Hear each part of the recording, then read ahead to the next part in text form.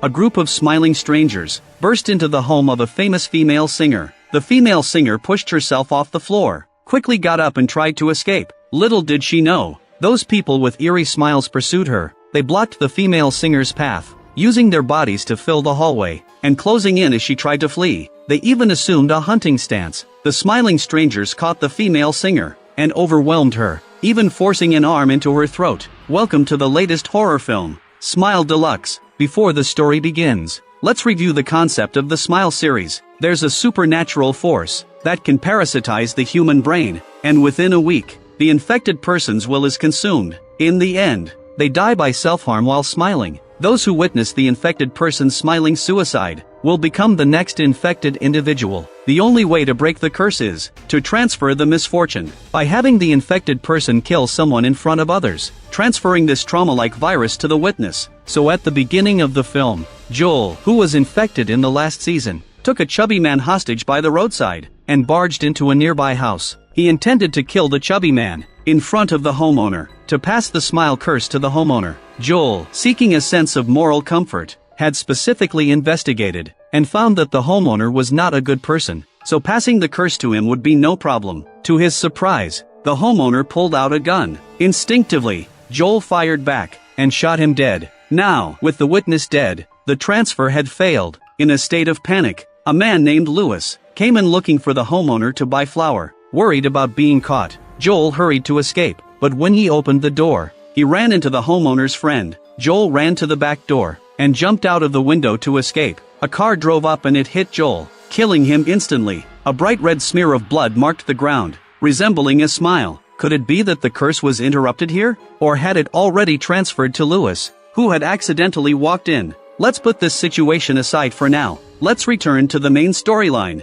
This season's heroine, Sky, is a pop superstar. A year ago, she was in a car accident with her boyfriend Paul. Paul died on the spot. Sky was lucky to have survived. She went through a difficult time and relied on alcohol to numb her nerves. But now, she was ready to say goodbye to the past and return to the music scene. Sky even announced new tour dates. Fans reacted strongly, welcoming Sky back. She threw herself wholeheartedly into preparing for the tour, but the accident had indeed left scars. Sky didn't want the pain to affect her performance. She was hesitating whether to use pills for the pain, but then there was a knock at the door. She poured the pills down the sink to prevent her mother from discovering her painkiller abuse. These days, her schedule was very busy, but her back had been aching persistently. Sky could only contact the drug dealer who was Lewis, the one who appeared at the beginning. Looking at their chat history, it was clear that they had already made several transactions. Sky deliberately shook off her mother and assistant, and then went to Lewis's apartment to buy drugs. Lewis didn't know what was going on. He surprisingly held a knife to Sky. Lewis even pressed her on why she was there. Sky, speechless, replied,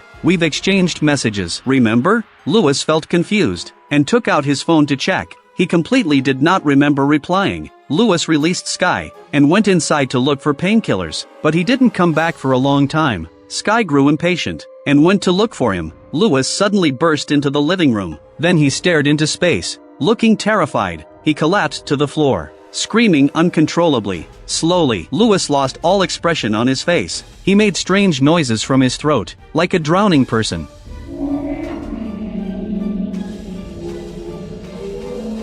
Lewis picked up a barbell and smashed it against himself. Throughout it all, the smile on his face never faded. Sky was frozen in fear and vomited right on the spot. She wanted to take out her phone to call the police, but she realized that Lewis was a drug dealer. Her presence there would expose her drug use. Sky ran straight home, pretending she knew nothing. She lay in bed and couldn't fall asleep. It felt as if she could still hear the sound of Lewis's skull cracking. At this moment, Sky didn't know that the smile curse had already transferred to her. The next day, Sky went to work as usual. Dean came to the makeup room and invited Sky to a charity event the next night and to act as the host. Since it was a charity event, Sky wouldn't refuse. Afterward, she distractedly posed for a photo shoot. During her break, Sky searched online whether vomit would leave DNA traces. She was afraid that the incident at Lewis's place would be exposed. Just as Sky hesitated to ask her friend Gemma for help,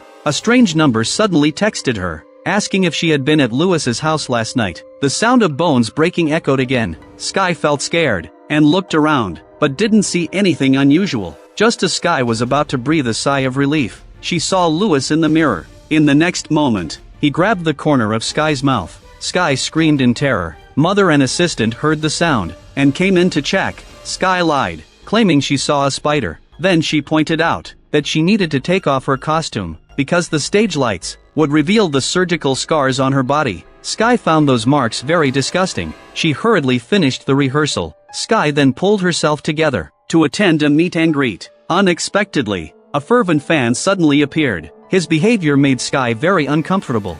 And you're so beautiful.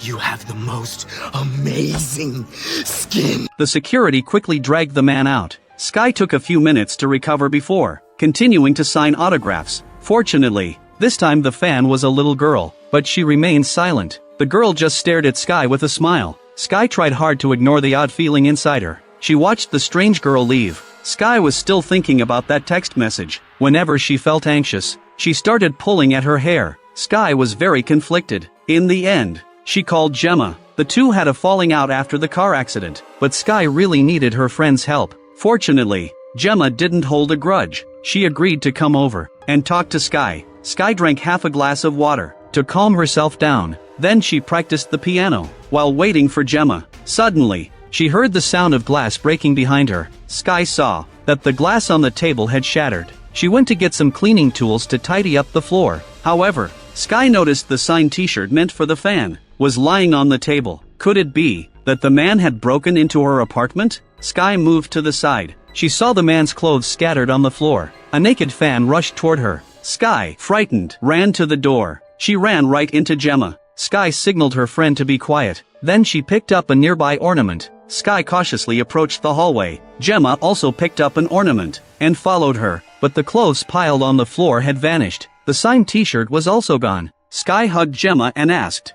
"How did you get here so quickly?" Gemma looked very confused by this. "You called me an hour ago." Sky was taken aback by this. She picked up the half bottle of water again and drank it. Gemma noticed that something was off with Sky. She asked Sky what had happened. Sky had no choice but to confess everything about Louis. Gemma reacted the same way. They absolutely could not let the police know. Sky was at the scene. If a public figure was linked to a drug dealer's death, her life would be over. After revealing the truth, Sky felt much better. Gemma offered to stay with her for the night. In the middle of the night, Sky dreamt of the day of the accident. The pain in her body was excruciating, and the memory of her boyfriend dying beside her. That kind of despair had never left her. Sky suddenly woke up from the dream. She suppressed her racing heart and lay back down. Then Sky apologized to Gemma. She felt like her mind was spiraling out of control. It was filled with noise and chaos. So because you're a horrible person. What did you say?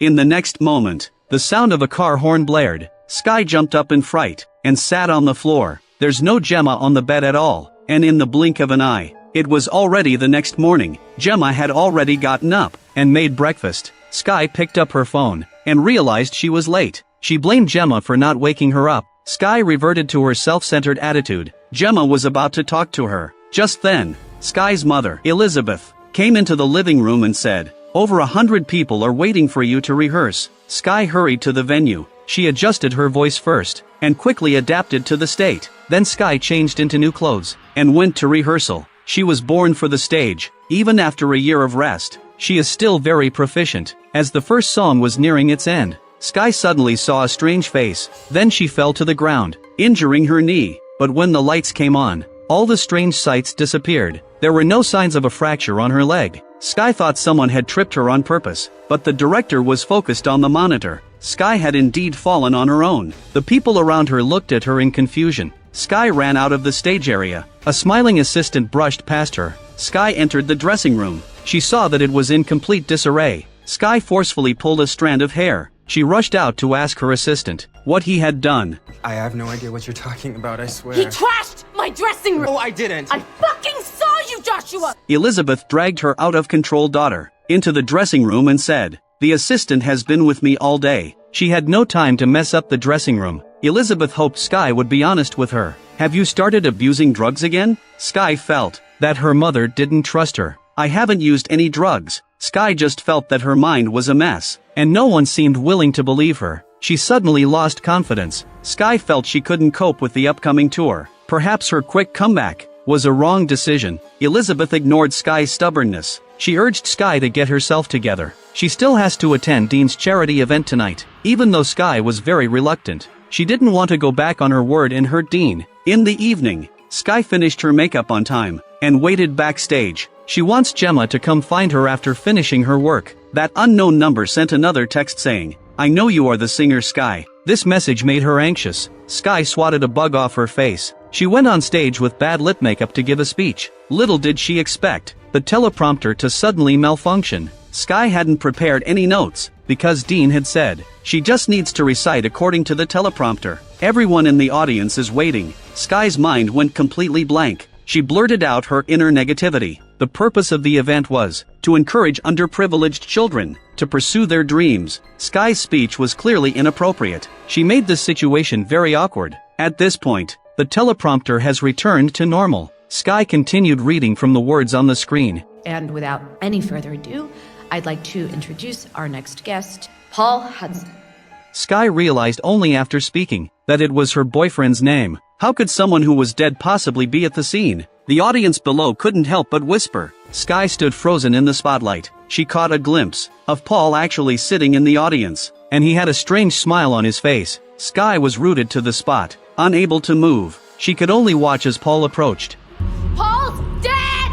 You're not Paul! Stop smiling at me! Sky tried to close her eyes and open them again. The illusion of Paul indeed vanished, but her moment of panic was captured on camera. Everyone in the audience was shocked. The female host tried to approach to comfort her, but Sky mistook her for Paul. She pushed the host off the stage. The event had completely turned into a disaster. By the time Sky came to her senses, she was already back at home. Gemma hadn't replied to her messages. Instead, the mysterious person sent another message saying, "Sky, you are in extreme danger. I can help you. We need to meet. What you see is real." Then the mysterious person sent a video. In the video, Lewis looked nervous. He was checking around his house, because he's just like Sky. He always sees strange people with smiles on their faces. Sky watched intently. Suddenly, Lewis screamed in terror. She got so frightened that she dropped her phone and fell to the ground. Sky could no longer endure this life. She quickly replied to the mysterious person.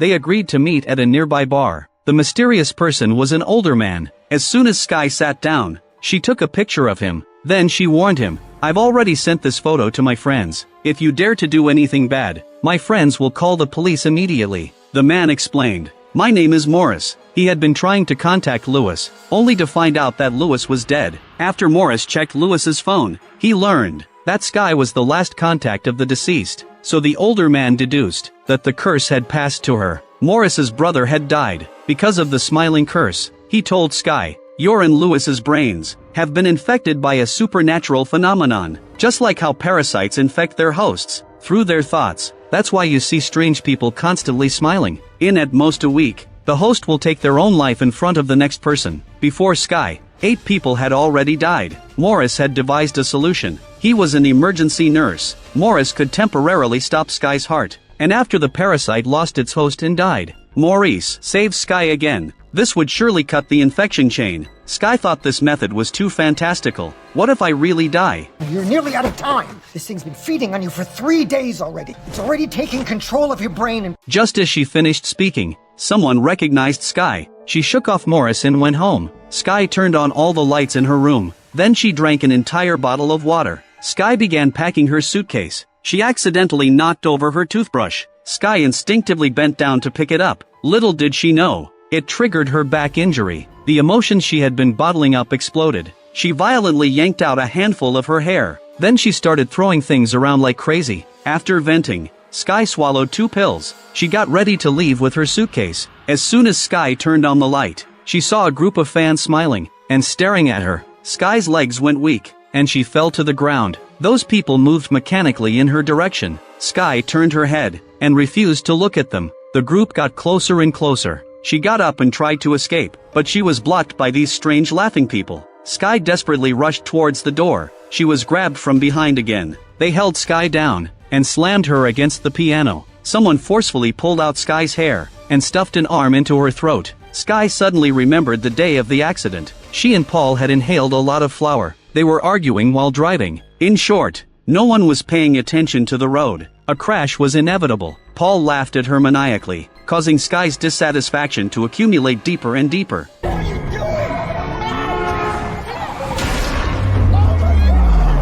The next second, Sky woke up from the nightmare. She found herself lying in a private health clinic. The doctor said her injuries were all self-inflicted. As Sky's mother, Elizabeth, she doesn't care if her daughter is sick or not. At this time, she was only thinking about the tour. She had even arranged for someone to make a wig to cover the parts Sky had pulled out. Elizabeth only gave her daughter 1 day to rest. She asked Sky to adjust his form and start the tour.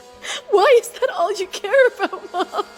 You treat me like I'm some fucking wind-up toy. Elizabeth only thought Sky was being willful. Casually breaking her contract and canceling the tour would only burden the company with debt. She was unaware of what was happening to her daughter, and she didn't want to hear Sky's explanation. I wish you could feel what it's like having to live inside my head. Elizabeth smashed the mirror and held the shards. Sky tried to remove the 4 from her arm, but it was wrapped tightly with tape. She could only pull at it with all her strength. At the same time, Elizabeth stabbed herself with a shard of the mirror. Sky managed to pull out the 4 just in time. She stumbled toward the door. The next second, she realized she was holding a shard of glass. It was covered in Elizabeth's blood. Sky stiffly walked back to the bedside. She realized she had killed her mother. She slapped her own face several times, but the scene in front of her didn't disappear. Just then, the assistant knocked on the door. Sky rushed over to block the door. She tried to find a way to send the assistant away. After the assistant left, she put on a hoodie to cover the bloodstains. Then Sky covered her mother's body. She left just before the assistant returned, but the lobby downstairs was filled with people. Sky pretended to be calm. As she walked toward the exit, victory was within reach, but the assistant spotted Sky and the blood on her clothes. He quickly called for doctors and security. Sky pretended to lean towards the security. Then she snatched the guard's gun. She threatened everyone to step back. After saying this, Sky fired a shot. Dean came over and asked what to do with the tour. Fuck! The tour! She pushed the door open and escaped the hospital. Sky stepped on the glass on the floor. More and more people gathered around. Sky seemed to give up the struggle. She pulled out her gun in the street and hijacked a car. Though Gemma didn't know what was happening, she insisted on driving for Sky. As soon as they left, the police arrived at the hospital. Sky immediately texted Morris. They arranged to meet at Staten Island. Her sanity slowly returned. Sky asked Gemma to pull over and stop the car. Her current life has been ruined. Sky couldn't drag Gemma into this mess too. Unexpectedly, Gemma suddenly stopped asking questions. She said she didn't care what Sky had done. Gemma was determined to stay by her friend's side. Just as Sky was feeling touched, the phone suddenly rang, and it was a call from Gemma. When Sky answered, she heard a familiar voice. Gemma said, "Don't call me again. We broke up a year ago." If the voice on the other end was Gemma, then who was sitting beside her? If Gemma had never forgiven her, then who had spent the night at her house a few days ago? The Gemma in the passenger seat smiled. You're in my head! You're in my head! You're in my head! You're not in control! Sky relied on his last shred of rationality. Sky woke up from the hallucinations in her mind. When she opened her eyes, Sky realized she was sitting in the driver's seat. There was no Gemma beside her at all. Sky approached Morris. She handed the gun to him and warned, "If the theory of faking death doesn't hold, I want you to shoot me immediately. Even if Sky dies, she will let the curse of smiling end in his own hands." Maurice led her into the base. There was a huge cold storage area. When Sky's heart stopped beating, her brain would stop receiving oxygen and start to die. Permanent brain damage would occur within 2 minutes, so Morris must lower Sky's body temperature sufficiently within these 2 minutes to extend her brain's survival time to 9 minutes, ensuring the parasite would truly die. Morris showed her the drug for faking death. He said her heart could stop beating in just 30 minutes. After Sky lay down, she suddenly felt a sense of relief. Morris placed a thermometer in her mouth. Then he walked out of the cold storage and closed the door. Sky felt something was off. She quickly got up and called for him, but there was no sound outside. At that moment, 2 drops of blood fell onto her stomach. Sky looked up and saw herself from the accident. The other self unbuckled the seatbelt. Vertical smash towards Sky. The fake Sky grabbed her hair and dragged her to the wall. I like wearing your skin. The fake Sky pressed down on her with a smile, and pulled the corners of the protagonist's mouth with her hand. In a critical moment, Sky bit off her finger. She grabbed a syringe nearby and injected herself, but Sky didn't find relief. She looked at her empty palm. Sky realized that everything now was an illusion. Morris might not exist at all. She had been toyed with by a demon. Sky pressed tightly against the cold storage door. When the darkness in front of her faded away, she found herself standing on the tour stage. Elizabeth was even among the crowd. Before Sky could react, she saw another version of herself tear open a surgical scar. A huge monster crawled out from it. With a dazzling smile on its face, it crawled over and ripped the corners of Sky's mouth. But the audience saw nothing. They only heard Sky coughing on the ground. Immediately after, she slowly got up and turned around. Sky wore a familiar smile on her face. In the next second, Sky committed suicide in front of her fans. Everyone at the scene became witnesses. The film ended here. It was a good film, pushed the characteristics of psychological thrillers to the extreme. This absolutely cannot be separated from the brilliant performance of the lead actress, Naomi Scott. She portrayed the breakdown and anxiety of an infected person, and conveyed this emotion to the audience. The horror of such thrillers doesn't lie in the blood or demons, but in the suffocating sense of despair with no way out. Can help the female lead escape the suffocating feeling of curse. As long as one is infected, death is certain. The director pulled the audience's nerves with this emotion. The audiovisual effects and the performance techniques showed significant improvement over the first film. It is definitely one of the horror films worth watching this year. If you like my channel, please click to subscribe.